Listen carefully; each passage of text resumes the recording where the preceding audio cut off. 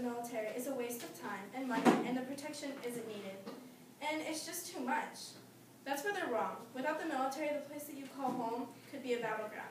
President Obama is trying to bring the troops home. Again, many people agree. But have those people ever asked about what the troops want? Or have they think about what is really needed? I had a chance to talk to a few troops and see what they think of it.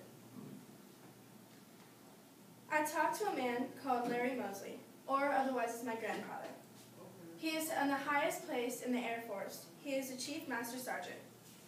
He's been in the combat zone many times, but he's never made a shot, and he doesn't know if he's ever been shot at because he's always been flying in the planes. He makes sure everything is loaded safely and is safe to fly, and it lands safely as well. Another soldier I was able to talk to was Kimberly Rice, also known as my mother. She is a Master Sergeant. She's 2 steps below my grandfather. She is a person who loads supplies and unloads unneeded things on the planes, also like my grandfather. Now that we've learned a few things about these soldiers, let's listen to what they love most about the military. Every soldier is different. Some people might like to travel, some people might like just being in there and having a place to be. Military has discipline, travel, and new things, said Mr. Mosley. It gives opportunity to serve your country, my mother says. The two of them are very different. Mr. Mosley likes the discipline and having people stay in line. Ms. Rice likes to be able to serve her country and say she's doing well for you. Traveling, you also heard that there was traveling in there. That's also called as missions. They either go over to Iraq or across seas for months at a time, or they have missions. It's a yearly mission that you go somewhere in the world for 2 weeks. There you do training or anything they would like you to do. One of their favorite places is Germany, Cairo, Spain, England, and Hawaii. There's the good part about the military, but I'm not going to lie to you though. Being a soldier can be very tough. There's times where you go away for a couple months. My mother, Miss Rice, was gone for 3 years in a row. But it wasn't that bad. She was only gone for 5 months at a time. The first time she went to Kyrgyzstan, the second time to Afghanistan, and the third time to Iraq. She only had about 4 months in between each trip, so it was very hard on me and my sisters, and my stepfather. We all love her and miss her, but we're glad she's doing what she loved. I love to serve my country. I go every time they ask me because I love it. The only hard part is I have to be away from you, says Mrs. Rice. Other things that are harsh about military is the boot camps. People say they're harsh and unneeded, but that's really just a lie. They break down your selfishness and rebuild it as a teamwork side. Drill sergeants are not allowed touching you. They're only allowed screaming. If they touch you, they could possibly go to jail. Like other jobs, it's hard to be in the military, but what goes on the soldiers' nerves is the lies that are going around. A big lie going around is saying when we go across seas, we rape the women.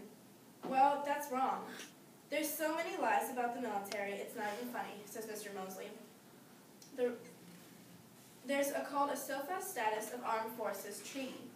It's where when you go over into a country, you have a treaty. The military signs it, and if you break any rules, you'll get kicked out of their country. And the person who breaks the rules will be thrown in jail. Laziness is also not an option. The military is always ready for action. They're always on their feet, looking around. People say that since the military is going across the seas, they're racist. That's not true. Mr. Mosley says, it may have been 30 years ago, but not so much anymore. It's open to all religions, so even if you come in and you're Muslim, they'll still allow you. You might have to go through a few more tests, but that's just for safety. Harshness is a part of society. It goes on in your life, so it goes through your military, because we're only human.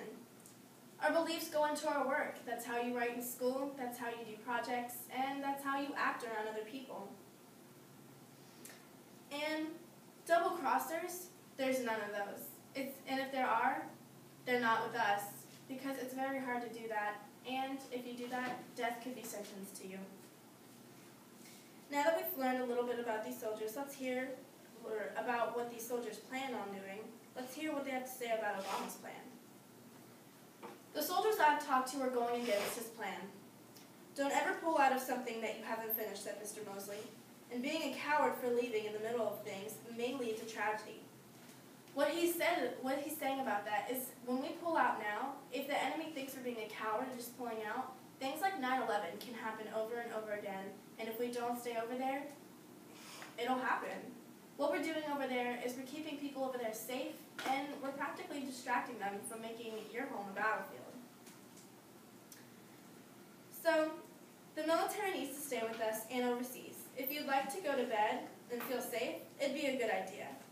In the military, you have as much chance to die as you do if you get in a car and drive down the road. I love my country and the military from sea to shining sheep.